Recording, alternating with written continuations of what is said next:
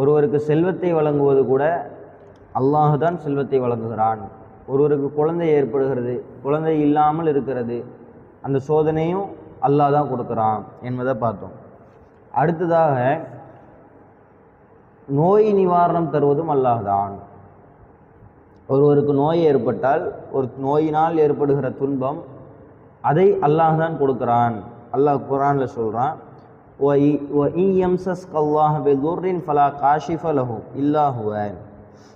அல்லாஹ் உமக்கு ஒரு துன்பத்தை ஏற்படுத்தினால் அவனை தவிர அதை நீக்குபவன் யாரும் இல்லை. அல்லாஹ் ஒரு துன்பத்தை ஏற்படுத்தினா அதை அவன்தான் நீக்குவான்.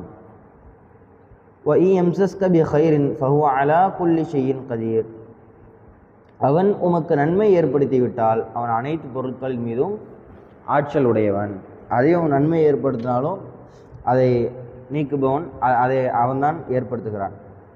அதே மாதிரி இப்ராஹிம் அலைஹிஸ்ஸலாம் அவர்கள் சொன்னார்கள், மக்களிடம் தாவா பணி செய்யும்போது அவர்கள் சொல்லுவார், இதா மரில் தூ, நான் நோயுறும்போது ஃபஹுவ யஷ்ஃபீன், அவன்தான் எனக்கு ஷிஃபா கொடுக்குறான், நிவாரணம் அளிக்கிறான்.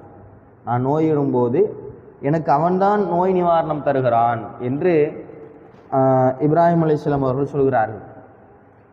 நோய் ஏற்படுகிறது என்றால் நோய்க்கு முதல்ல நாம் என்ன செய்யணும்? இஸ்லாத்தின் அடிப்படையில் பார்த்தா போய் நிவாரணம் அடைவதற்குண்டான வழிகள் உலகத்தில் தேட வேண்டும்.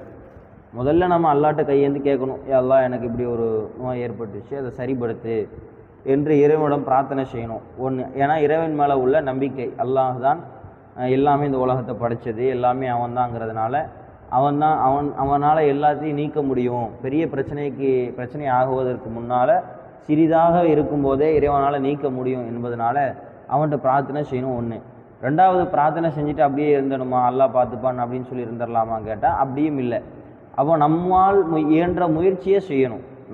நமக்கு உடலில் என்ன பாதிப்பு ஏற்பட்டிருக்கிறதோ அந்த பாதிப்புக்குண்டான மருந்தை எப்படி இந்த ஒவ்வொன்றுக்கும் ரசூலுல்லாஹ் சொல்கிறாங்கல்ல, இந்த உலகத்தில் மனிதர்களுக்கு ஒவ்வொன்றுக்கும் மருந்து இருக்கின்றது. ஒரு நோய் ஏற்படுதுன்னா அதுக்கு மருந்து அல்லாஹ் உலகத்தில் தயாரித்து வச்சுருக்கிறான். இப்போ அதனால் நீங்கள் அந்த மருந்தை எடுத்து நீங்கள் உபயோகப்படுத்தணுங்கிறதான் அல்லாஹ் சொல்கிறான். அப்போ அது அல்லாவிடமும் கேட்க வேண்டும். அதே நேரத்தில் சும்மா உட்காரக்கூடாது. நாம் என்ன செய்யணும்? அந்த நோய் நிவாரணம் அடைவதற்குண்டான வழிகளை என்ன செய்யணும்? தேடிக்கொள்ள வேண்டும் என்பதுதான் மார்க்கம் சொல்லுகின்ற விஷயம். அடுத்ததாக ஒரு பாவங்களை மன்னிக்கிறது. எப்படி நோய் நிவாரணத்தை அல்லாஹ் கொடுக்குறான், எப்படி ஆட்சி அதிகாரத்தை ஒருத்தனுக்கு ஆட்சி கொடுக்கறதும் அல்லாஹ் தான், ஆட்சி கொடுக்காமல் இருக்கிறதும் அல்லாஹ் தான். ஆட்சியை நாடியவர்கள் பறித்து விடுகிறான், ஆட்சி நாடியவருக்கு கொடுக்குறான். அவன் என்ன செய்யறான்? கெட்டவனுக்கு கூட ஆட்சியை கொடுத்து சோதிக்கிறான்.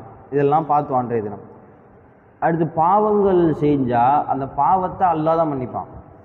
வேறு யாரும் நம்ம செய்கிற பாவத்தை மன்னிப்பா? வேறு யாரும் மன்னிக்க மாட்டாங்க.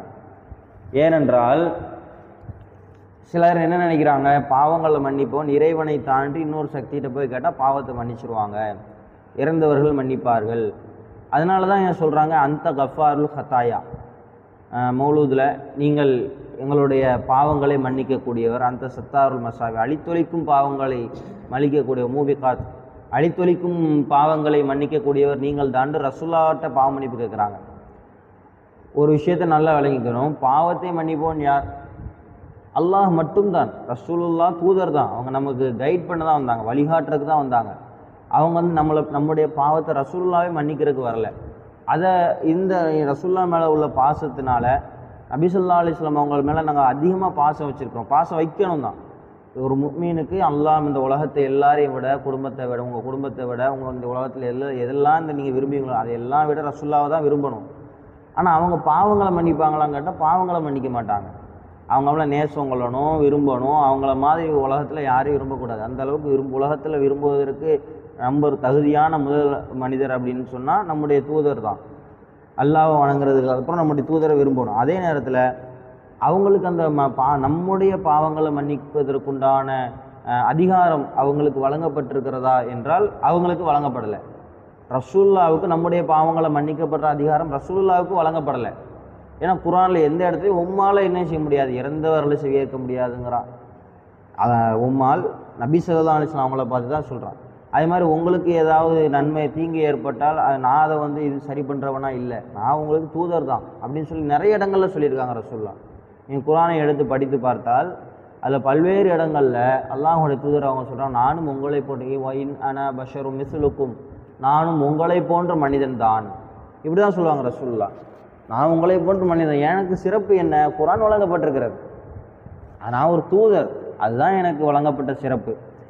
அதனால் எனக்கு அதுக்குண்டான கண்ணியம், அதுக்குண்டான இஸ்ஸத்தை வந்து நீங்கள் கொடுக்கணுமே ஒழிய நான் அல்லாஹ்வா, நான் அல்லாஹ் கிடையாது, நான் வந்து கடவுள் கிடையாது. கடவுள்னு ஒருத்தன் இருக்கிறாங்கிறத எடுத்து சொல்கிறதுக்கு தான் நான் வந்திருக்கிறேன்.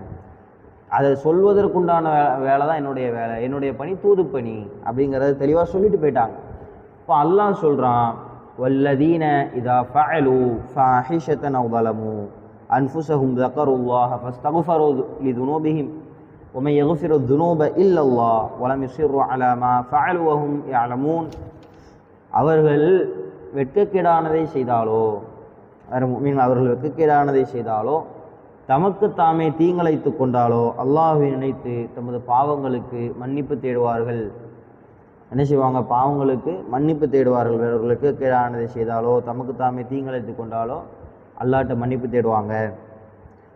அவனை தவிர அல்லாஹ் மேலும் கேட்குறான், அவனை தவிர பாவங்களை وَمَن يَغْفِرُ الذُّنُوبَ إِلَّا اللَّهُ, அவனை தவிர பாவங்களை மன்னிப்பவன் யார்?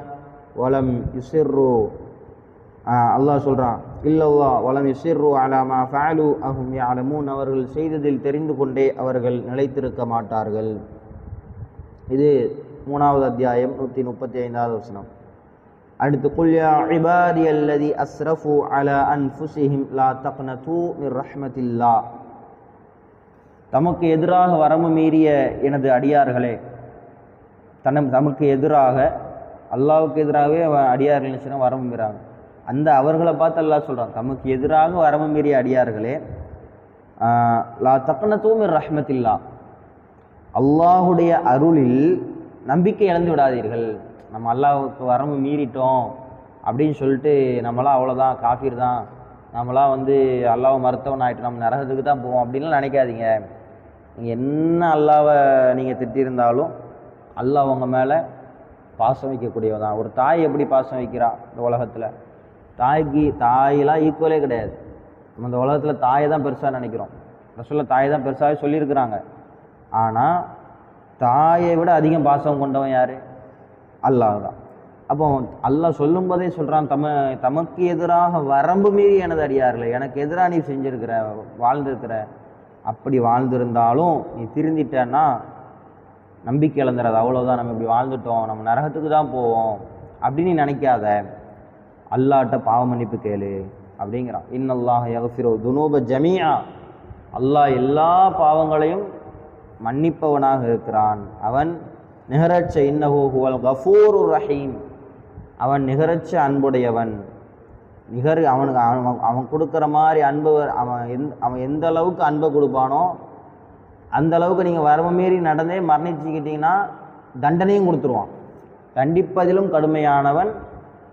அதே மாதிரி அன்பிலும் அவன் அன்பு கொடுப்பதிலும் மிக கடுமையாக அன்பு கொடுப்பான், தண்டிப்பதிலும் மிக கடுமையாக தண்டிப்பவன். அப்போ நம்ம எப்படி இந்த உலகத்தில் வாழ்கிறோம் என்பதை பொறுத்து தான் அல்லாஹ் என்ன செய்கிறான் அப்படின்னா அவனுடைய அன்பை என்ன செய்கிறான், கொடுக்கின்றான். அவன் நிகரட்ச அன்புடையவன். அவனை மாதிரி அன்பு அவனுக்கு நிகர் வேறு யாருமே கிடையாது என்று அல்லாஹ் கூறுவதை தெரிவிப்பீராக என்று நபியை நீங்கள் சொல்லுங்கள், நம்ம ரசூலுல்லாஹ்ட்ட சொல்ல சொல்கிறான்.